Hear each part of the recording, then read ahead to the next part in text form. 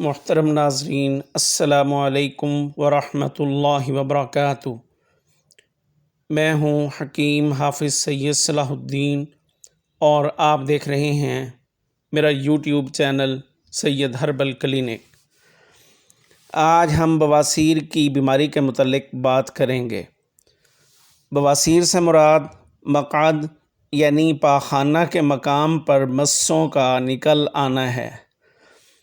یہ عربی زبان کے لفظ باسور کی جمع ہے، جس کے معنی مواد کے بہنے کے ہیں۔ چونکہ مسوں میں سے اکثر خون بہتا رہتا ہے، اس لیے اس کو بواسیر کہتے ہیں۔ اس کو انگریزی میں پائلز کہتے ہیں۔ اس کی دو اقسام ہیں، بواسیر خونی اور بواسیر بادی۔ بواسیر بادی میں خون نہیں نکلتا، اس میں صرف مسے بنتے ہیں۔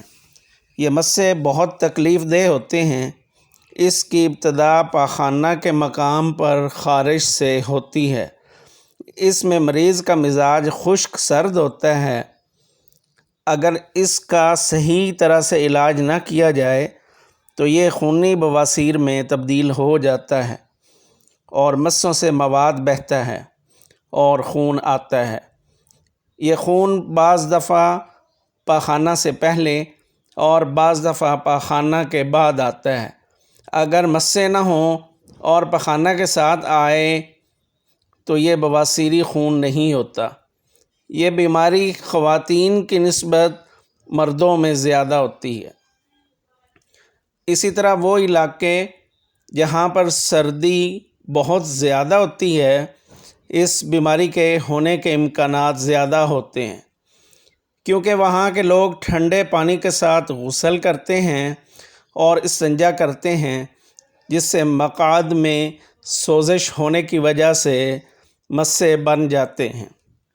اسی طرح وہ لوگ جو چٹپٹی اور زیادہ مصالحوں والی اور کھٹی چیزیں جیسے اچار وغیرہ کا زیادہ استعمال کرتے ہیں، ان کے خون میں تیزابیت بڑھ جاتی ہے، جس کی وجہ سے مسے بن جاتے ہیں اور آگے جا کر یہ خونی بواسیر میں تبدیل ہو جاتے ہیں۔ اسی طرح بعض خواتین میں ایام حمل اور بعض دفعہ زچگی کے بعد بواسیر کی بیماری ہو جاتی ہے۔ وہ لوگ جو کڑاہی گوشت وغیرہ کا شوق رکھتے ہیں، ان میں اس بیماری کے ہونے کے امکانات زیادہ ہیں۔ وہ لوگ جو اس بیماری کا شکار ہو جاتے ہیں، ان کو ہر قسم کی چٹپٹی اشیاء کا استعمال چھوڑ دینا چاہیے۔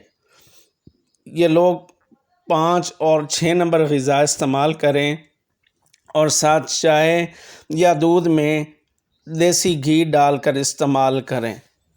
غذائی چارٹ کا لنک ڈسکرپشن میں موجود ہے۔ نسخہ نوٹ فرما لیں۔ سنڈ 50 گرام، نشادر 20 گرام، کالی مرچ 10 گرام، سنا مکی 80 گرام۔ سفوف بنا لیں۔ نصف سے 1 چائے کا چمچ صبح، دوپہر، شام استعمال کریں۔ دوا کی مقدار بوقت ضرورت کم یا زیادہ کی جا سکتی ہے۔ نسخہ نمبر 2 نوٹ فرما لیں۔ ہلدی 30 گرام، ملٹھی 30 گرام، بادیان 30 گرام۔ سفوف بنا لیں اور درمیانے کیپسول بھر لیں۔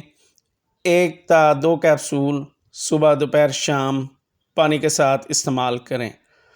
نسخہ نمبر 3 نوٹ فرما لیں۔ رسونت 30 گرام، چھلکا ریٹھا 30 گرام، قلمی شورا 30 گرام، سنا مکی 120 گرام، پانی مولی 50 گرام۔ تمام چیزوں کا سفوف بنا لیں اور مولیوں کا پانی نکال کر اس میں ڈال دیں اور چنے کے برابر گولیاں بنا لیں۔ 2 گولیاں صبح، دوپہر، شام استعمال کریں۔ ان نسخوں کو باقاعدگی کے ساتھ استعمال کریں، انشاءاللہ فائدہ ہوگا۔ آج کے لیے اتنا ہی۔ انشاءاللہ تعالی پھر کسی نئی ویڈیو کے ساتھ آپ کی خدمت میں حاضر ہوں گے۔ تب تک کے لیے اجازت۔ اللہ حافظ۔ السلام علیکم ورحمۃ اللہ وبرکاتہ۔